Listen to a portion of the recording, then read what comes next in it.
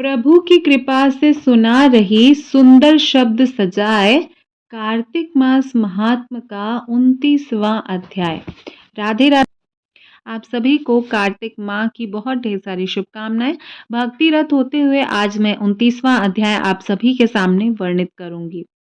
जब आप इस महात्म को सुने, एक तो कार्तिक मास का बहुत महात्म है और ठीक उसी प्रकार से कार्तिक मास के महात्म का भी बहुत ही महात्म है।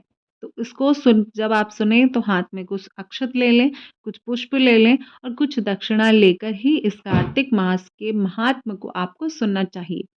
इस महात्म को सुनने के हम पिछले वर्णन को भी थोड़ा-सा सुन लेते हैं। वहाँ पर भगवान नारद जी जो कलहा राक्षसी थी उसकी मुक्ति का वर्णन करते हुए बता रहे थे कि किस प्रकार कार्तिक मास में केवल स्नान से, केवल ध्यान से जो पुण्य अर्जित होता है उससे कलहा यानी ब्राह्मणी जो थी उसको राक्षस योनि से मुक्ति मिल गई थी।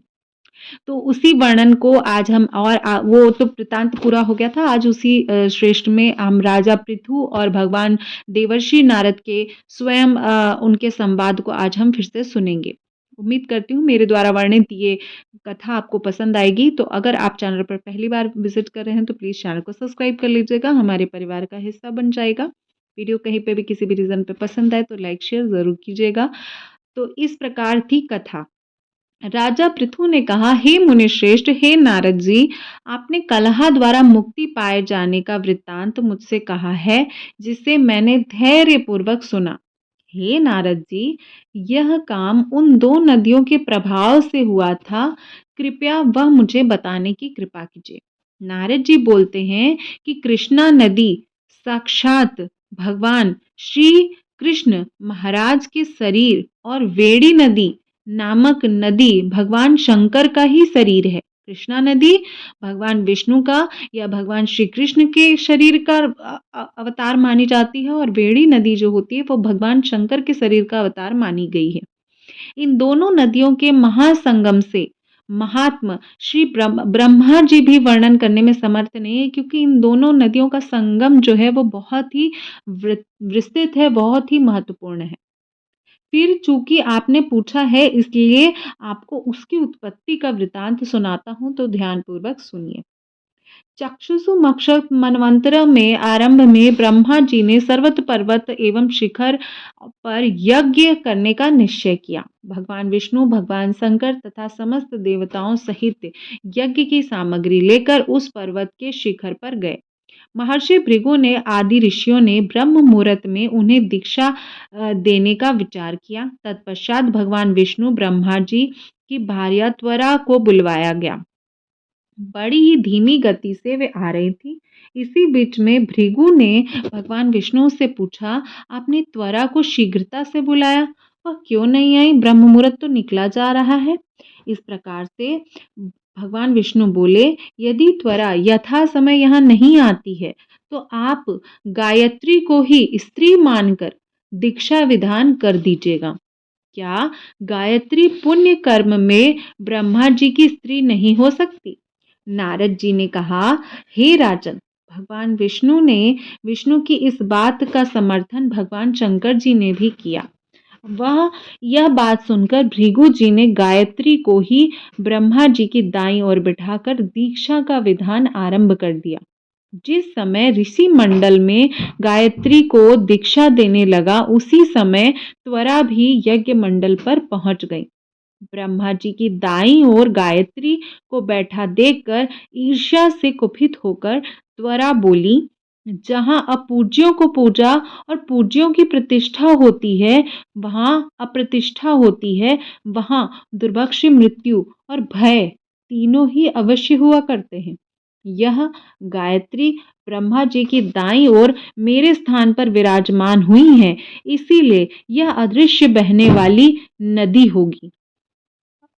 आप सभी देवता के बिना विचार किए इसे मेरे स्थान पर बिठाया है, इसलिए आप सभी जड़ रूप में नदियों में होंगे। नारद जी राजा पृथु से बोलते हैं, हे राजन, इस प्रकार त्वरा को शाप को सुनकर गायत्री क्रोध से आग बबूला होकर अपने होठ चबाने लगी। देवताओं को मना करने पर भी उसने बैठाकर त्वरा को श्राप दे दिया। गायत्री बोली, त्वरा, जिस प्रकार ब्रह्मा जी तुम्हारे पति हैं उसी प्रकार मेरे भी पति हैं। तुमने व्यर्थ ही शाप दे दिया है, इसलिए तुम भी नदी हो जाओ। तब देवताओं को खलबली मच गई। सभी देवता त्वरा के साष्टांग प्रणाम कर बोले, हे देवी, तुमने ब्रह्मा आदि समस्त देवताओं को जो शाप दिया है वो उचित नहीं है, क्योंकि यदि हम सब जड़ रूपी नदियों में नदियों में जाएंगे तो निश्चय ही यह तीनों लोक नहीं बच पाएंगे। चूंकि यह शाप तुमने बिना विचार के दिया है, शाप दे दिया है, तो ये तुम वापस ले लो।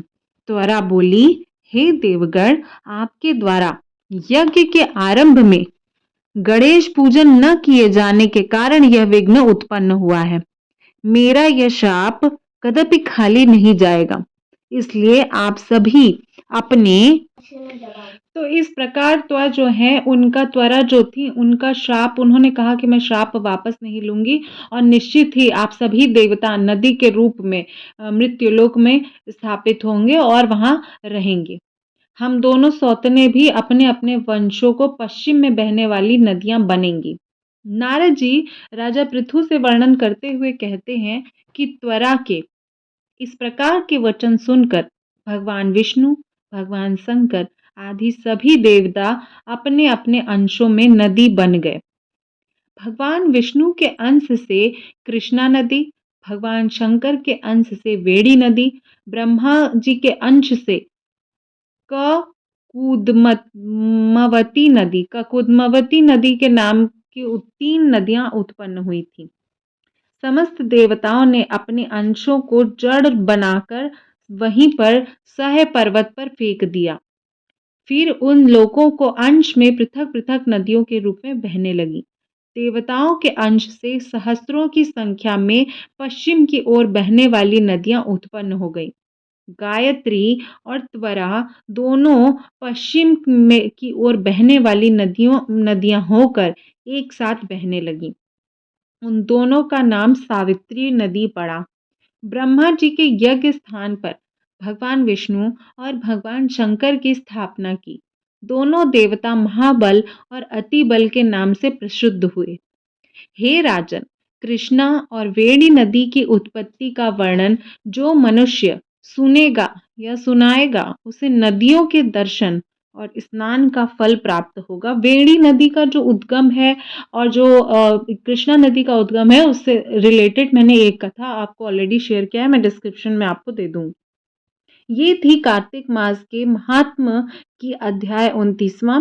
इसमें वेड़ी नदी और कृष्णा नदी का उत्पत्ति कैसे हुई है उसका वृतांत स्वयं भगवान नारायण के परम भक्त भगवान देवर्षि नारद जी ने इसका वर्णन किया है और राजा पृथु से इसका वर्णन इत्यादि किया है।